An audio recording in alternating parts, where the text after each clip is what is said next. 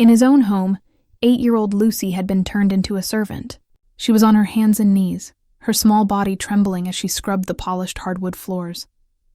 Strapped to her back, her baby brother Maddie whimpered softly from hunger. On the expensive leather sofa, her Aunt Veronica lounged, lazily eating grapes. With cruel indifference, she spit the skins onto the very floor Lucy was trying to clean. "Faster, you useless brat," Veronica sneered, her voice cutting through the silence of the cold, sterile mansion. "You think anyone cares about you?" Lucy flinched, her knuckles white as she gripped the rag. She was trapped, forced to clean while her brother starved. But just as Veronica settled in, believing her domestic tyranny was absolute, the heavy front door burst open. Alexander Harrington, the millionaire father they thought was thousands of miles away on business, was home. He froze in the doorway, his briefcase still in hand.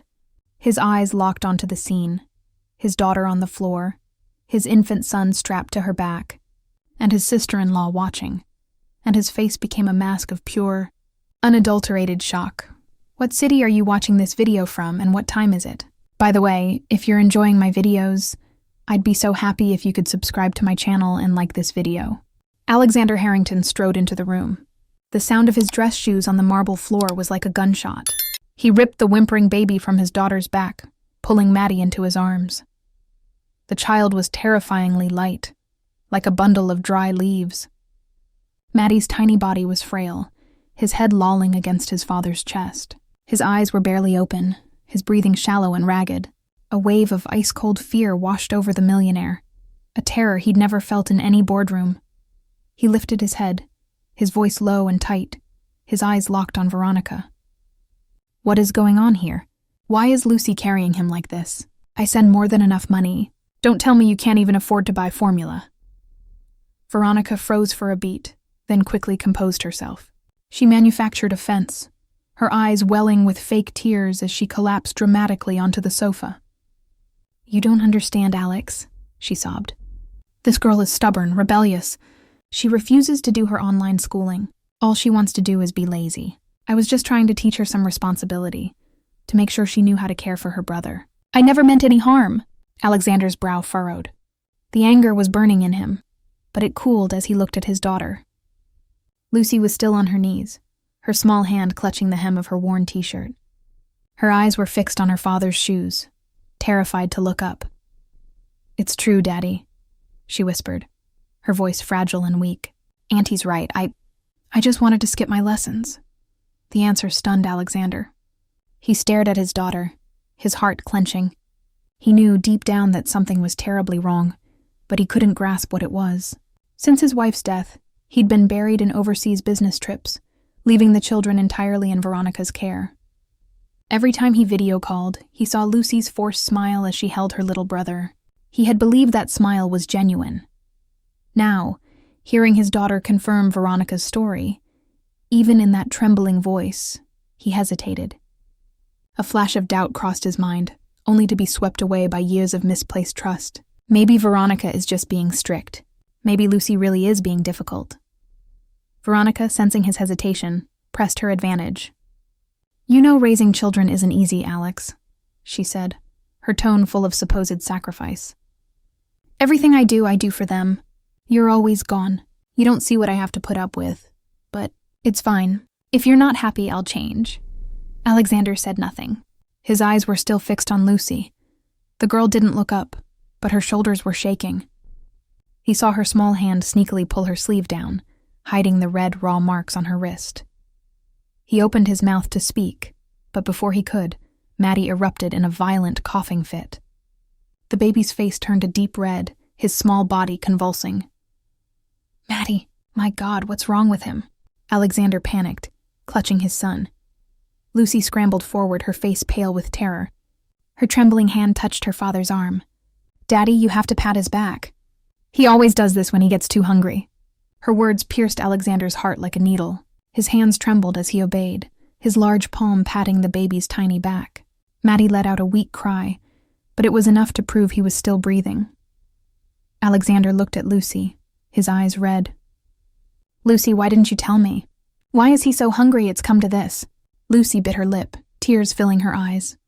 But as she glanced at Veronica, who stood behind her father with a gaze as sharp as a knife, the girl immediately dropped her head.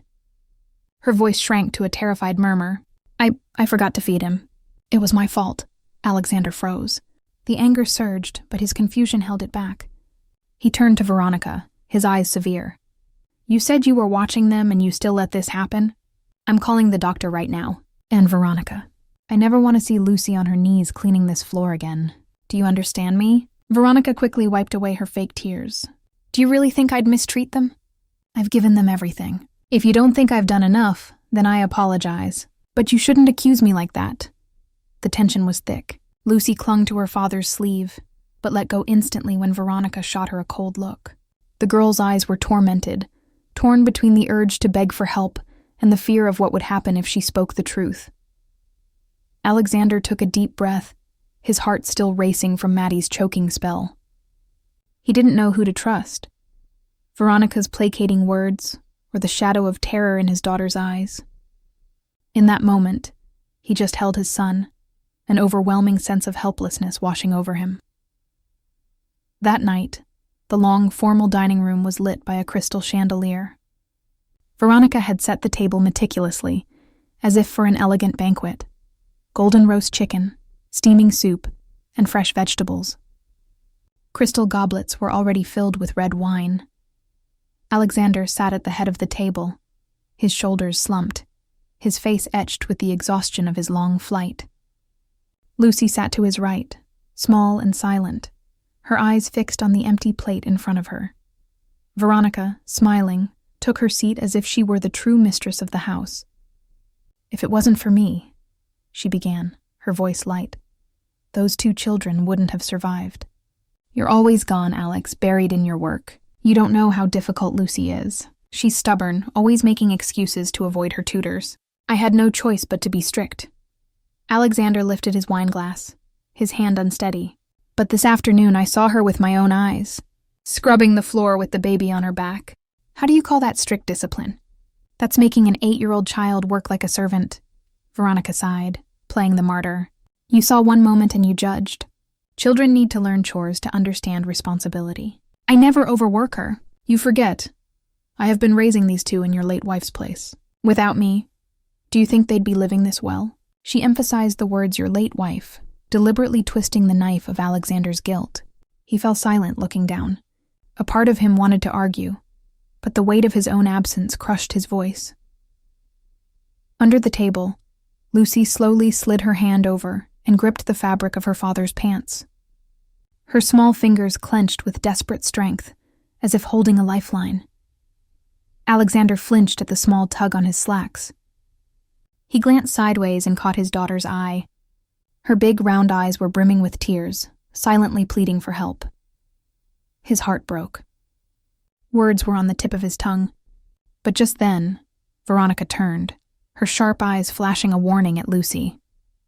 Lucy snatched her hand back instantly, her whole body shrinking. She bowed her head, her eyelashes trembling, silent as if she had never moved. Alexander saw it all. The pain in his chest intensified. He wanted to demand an answer, but Veronica's voice cut in again, smooth as silk. Don't overthink it, Alex. I know you love your daughter, but love without discipline just spoils her. Maddie is weak. He needs extra care, so I asked her to help me. Surely that's not wrong. Alexander stared into his soup, his mind replaying the image of Lucy on her knees. But that image was suffocated by Veronica's constant reminders of his absence. He said nothing.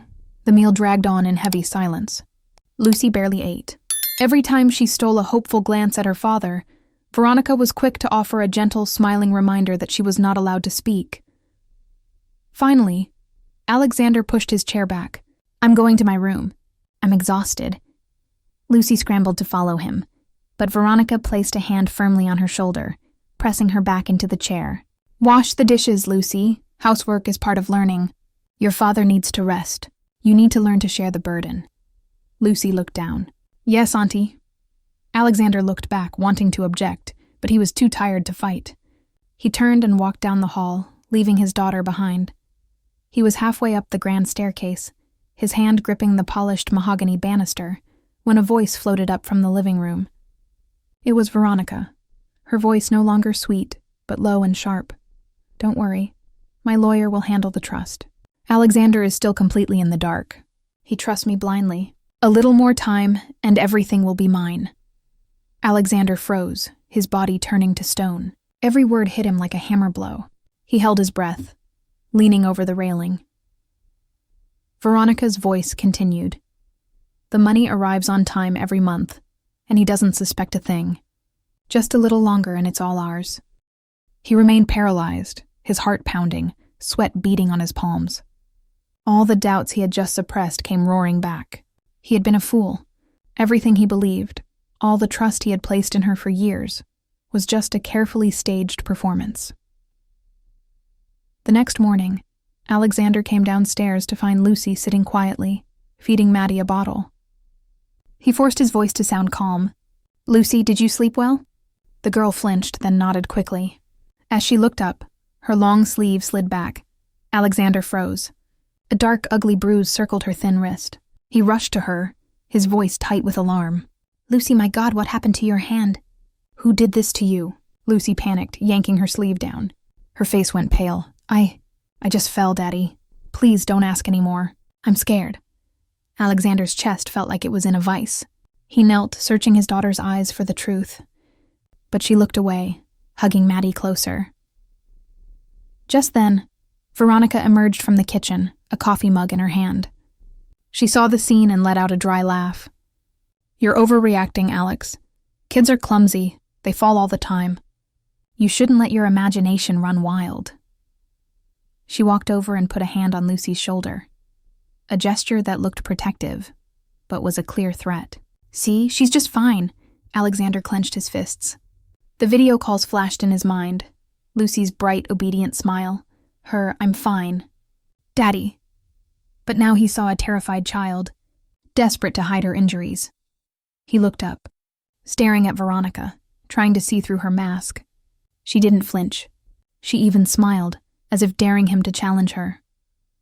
That afternoon, when Veronica left to go shopping, Alexander sat beside Lucy. "Sweetheart, I know something is wrong." "Don't be afraid, talk to me." "That bruise on your arm wasn't from a fall, was it?" Lucy's lips trembled, tears filling her eyes. She shook her head desperately. "Please don't ask, Daddy, I'm scared. If I say anything, she'll hurt Maddie. She won't feed him." Alexander went cold. He reached to hug his daughter, but she scrambled away, picked up Maddie, and ran to her room.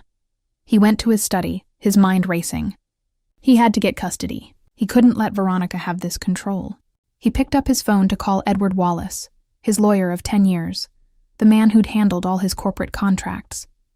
But as he was about to dial, the doorbell rang. He looked out the window and saw Veronica on the front porch, laughing, handing a cup of coffee to the man beside her. It was Edward Wallace. Alexander stepped back from the window, his heart pounding. The lawyer he had trusted for a decade was standing on his porch, sharing a laugh with the very woman he was about to fight. The betrayal was complete. His lawyer, his sister-in-law, they were in this together. He was truly terrifyingly alone. The next day, his world fell apart. He walked into his office and the entire floor went silent. Colleagues whispered, avoiding his eyes. He checked the news. A headline blazed across the screen. "Harrington Tech CEO in scandal? Abandons children for affair with sister-in-law," he clicked. There were photos, him and Veronica getting out of the car, a picture from the dinner, cleverly cropped to make them look intimate. The article accused him of betraying his late wife and abandoning his children. No, this can't be," he whispered, his hands shaking. In the boardroom, a senior director spoke. "Alex, the board is getting nervous. Our partners are calling. You need to explain these photos. If you stay silent, the company goes down with you." "It's a lie." Alexander slammed his hands on the table. "Someone is framing me." But the room was filled with doubt. While her father fought for his company, Lucy faced her own humiliation. At her private school, a group of kids cornered her at recess. "That's her dad with her aunt," one whispered, loud enough to hear. "It's all over the news." "Your dad must really like your aunt," another taunted. Lucy clutched her books, tears blurring her vision, and ran. She ran off campus to the small stone church at the end of the street. Father Julian, the elderly priest, was arranging candles. "Lucy? What is it, child?" She fell to her knees, sobbing. "I don't know what to do. Everyone is saying things. I'm scared Daddy will hate me because I didn't tell the truth. I was just trying to protect Maddie. She said she wouldn't give him milk." Father Julian listened, his eyes kind. "You are not at fault, child. You were quiet because you were protecting your brother. God sees your sacrifice. Your father will see the truth. Hold on to your faith." That night, Maddie was crying, his stomach rumbling. A soft knock came at the door. Lucy opened it. On the porch sat a large container of Similac formula. On top, a note in rough handwriting. "For the baby. Don't be afraid." Lucy clutched the formula, tears of relief streaming down her face. Across the street, Ruth Wagner, the stern 40-something neighbor everyone avoided, watched from her dark window. She adjusted her robe, her face impassive, and turned away. Upstairs, a curtain moved. Veronica stood in the darkness, her eyes narrowed, watching Lucy hug the formula. "Who," she whispered, "dares to interfere in my business?" The fragile peace was shattered by a wail from the back porch. Alexander ran downstairs. The back door was open. Lucy was sitting on the cold steps, holding Maddie. The baby was wrapped in a thin blanket, his body burning with fever. "Daddy, he's burning up," she cried. I tried to cool him down, but she wouldn't let me call the hospital. Alexander pressed his hand to Maddie's forehead. He was scorching. "Veronica!" he roared. "Call 911. Veronica appeared in the doorway, drying a glass. Her face was indifferent. "I don't have money for that nonsense. It's just a cold." "You're spoiling him." Lucy fell to her knees. "Auntie, please," she begged. "Don't let him die. I'll clean the whole house. I'll do anything. Just don't let my brother die." Veronica looked down at her, her voice dropping to a cold, venomous hiss. "If you say one more word to your father about anything, I swear to God, this child will never see another drop of milk as long as he lives." Alexander heard it. The threat, the malice, the confession. It all clicked. The bruises, the lawyer, the news, the hunger. This wasn't neglect. It was torture. He snatched the baby. "Get out of my way." He fumbled for his phone, his hands shaking, and dialed a number a colleague had given him. Dr. Manning's office. "This is Alexander Harrington. My son has a high fever. He's wheezing. Please, can you come to my house now?" Minutes later, Dr. Ellen Manning arrived, her medical bag in hand. She was all business. She took one look at Maddie, her face grim. "This isn't a simple fever. This is severe dehydration and neglect." She knelt by Lucy. "Sweetheart, what has been happening here?" Lucy broke. "My aunt. She said if I told Daddy, she wouldn't feed Maddie." Dr. Manning looked at Alexander, her eyes cold with professional fury. "Mr. Harrington, you need to get this child to the hospital now. We need to run tests. This fever is dangerously high." Alexander nodded, his face pale. He wrapped Maddie in a blanket. "I'll be back," he told Lucy. "Lock the door. Do not open it for anyone." He ran to his car. As the headlights cut through the night, Lucy stood on the porch, clutching the box of formula. Upstairs, Veronica watched the car speed away. She picked up her phone. Her voice was like ice. "He took the baby. It's time. We're going to destroy him completely." Before we continue, please take a moment to leave a comment about this story and rate it from 1 to 10. How are you feeling? If there's anything you'd like to share, I'm always here to listen. I hope you find a moment of peace and reflection as you follow this healing story, and its journey of courage and justice. The heavy oak doors of the family court chamber muffled, the sounds of the chaotic hallway. Alexander sat stiffly, his hands clasped so tightly his knuckles were white.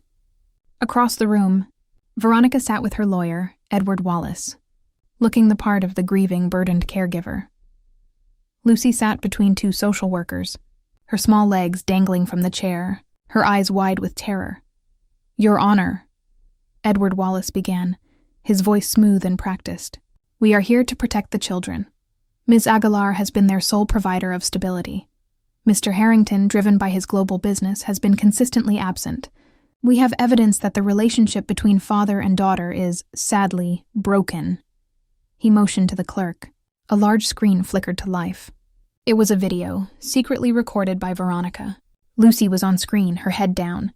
"Daddy doesn't love me," her small voice whispered. "No, Alexander shot to his feet, the sound echoing in the chamber. That's a lie.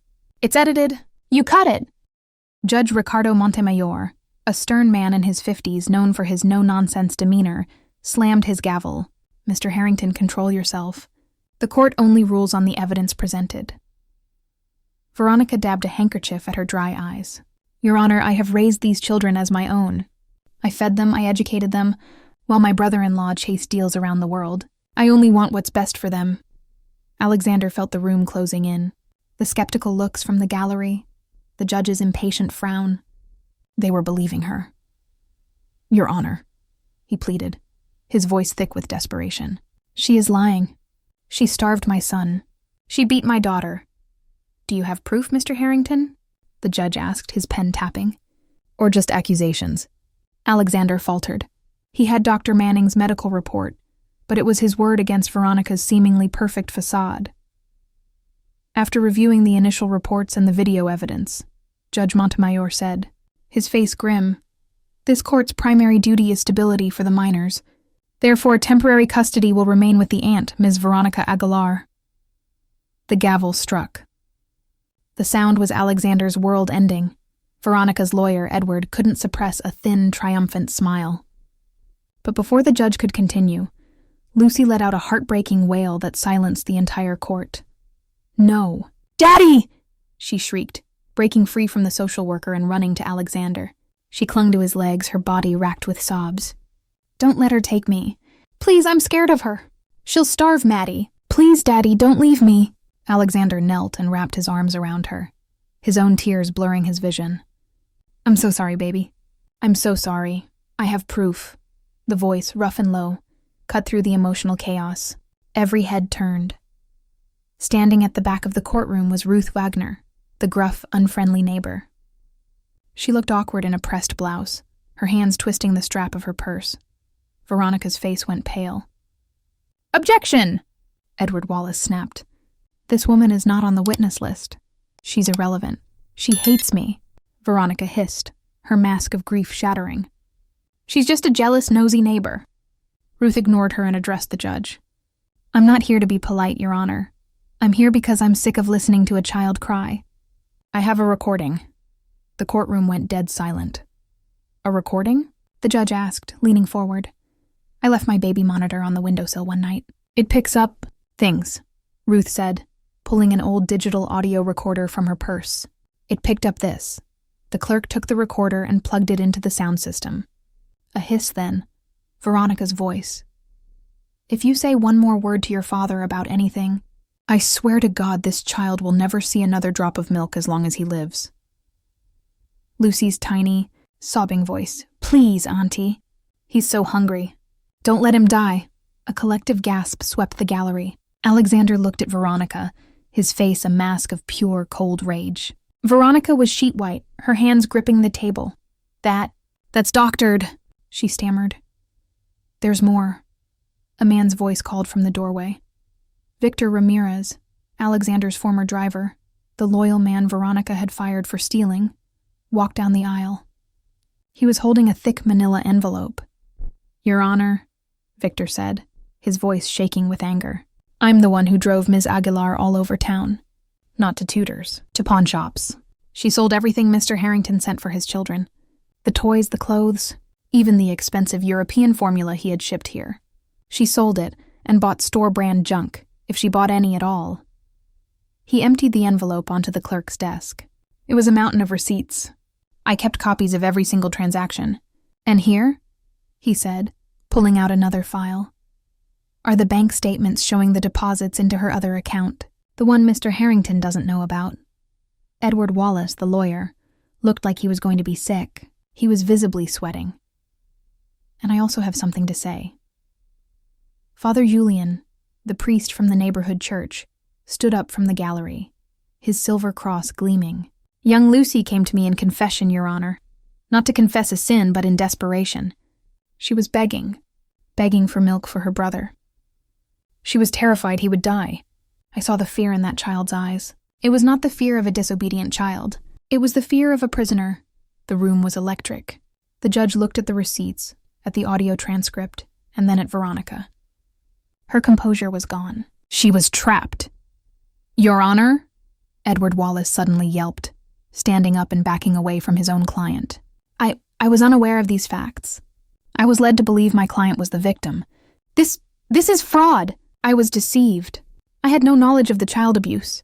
You sat at my table," Alexander roared, pointing at the lawyer. "You drank my wine while you plotted to steal my children." "Order!" Judge Montemayor's gavel cracked like thunder. He looked at Veronica, his eyes filled with disgust. "Ms. Aguilar, your web of lies is one of the most cruel and calculated I have ever seen in this courtroom." He looked at the receipts, then at Edward Wallace. "And you, counselor, your sudden moral awakening when the ship is sinking is noted. I'll be referring your conduct to the bar."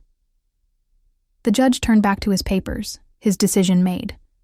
The temporary order is revoked, effective immediately. Full and sole custody of Lucy and Matthew Harrington is granted to their father, Alexander Harrington. He looked at the bailiff. "Ms. Aguilar, you are under arrest for child endangerment, embezzlement, and perjury. Take her into custody." "You can't do this!" Veronica shrieked as the handcuffs clicked shut around her wrists. "They're my children. I raised them." "You destroyed them," Alexander said, his voice quiet as he held Lucy. The flashes of press cameras exploded as Veronica was led out, still screaming. Alexander lifted his daughter into his arms, buried his face in her hair, and walked out of the courtroom, past the silent, respectful crowd, and into the sunlight. Weeks turned into months. The house, once cold and silent, slowly filled with new sounds. The sound of Matty, now healthy and chubby, giggling in his playpen. The sound of Lucy practicing the piano. Alexander never traveled for work again. He ran his empire from his home office, the door always open. One crisp autumn afternoon, he took Lucy to her first day back at school. She was nervous, her hand clutching his. "What if they tease me again, Daddy?" "Then you hold your head high," he said, kneeling in front of her. "You are the strongest person I know. You are a survivor." As they walked onto the school playground, the whispers started, but this time they were different. "That's her," a girl said. "She's the one who saved her brother." One of Lucy's former tormentors walked up, her head down. "I'm sorry, Lucy, we didn't know." Lucy just nodded, a small, shy smile touching her lips. Alexander watched as she walked into the building, her back straight. He saw Ruth Wagner waiting by the gate, holding Matty in her arms. The gruff neighbor had become their unlikely godsend, a fierce protector who insisted on making sure the boy gets some fresh air. "She'll be okay," Ruth said, her voice softer than Alexander had ever heard it. "Thanks to you, Ruth," he said. "I just did what anyone should have done," she grumbled, handing Matty over. "Besides, the kid's laugh is growing on me." That evening, Alexander stood in his study. He opened an old wooden box and took out a framed photo of his late wife, her smile radiant. He placed it on the mantel. Next to it, he placed a new photo, one taken just last week. Himself, Lucy, and a laughing Matty in the park. He looked at the two photos, his heart aching with loss and swelling with a new, profound love. "I failed you," he whispered to his wife's picture. "But I promise you I will not fail them. I'll raise our children to be happy. I promise." Later, the house was quiet. A warm golden light filled the living room. Alexander sat in the large armchair, Matty asleep on his chest. Lucy curled up beside him, a storybook in her lap. "Read to us, Daddy," she murmured. Alexander opened the book, his deep, gentle voice filling the room. Matty smiled in his sleep. Lucy leaned her head against her father's shoulder, her eyes growing heavy. "Daddy," she whispered, her voice thick with sleep, but full of peace. "I feel safe now." Alexander closed the book, drawing his daughter closer. He kissed the top of her head, his own eyes wet. "You always will be, sweetheart," he vowed. "I promise." The shadows in the house were gone, replaced by light. And in that light, a family, broken by betrayal and cruelty, was finally and completely healed. Before we continue, please take a moment to leave a comment about this story and rate it from 1 to 10. How are you feeling? If there's anything you'd like to share, I'm always here to listen.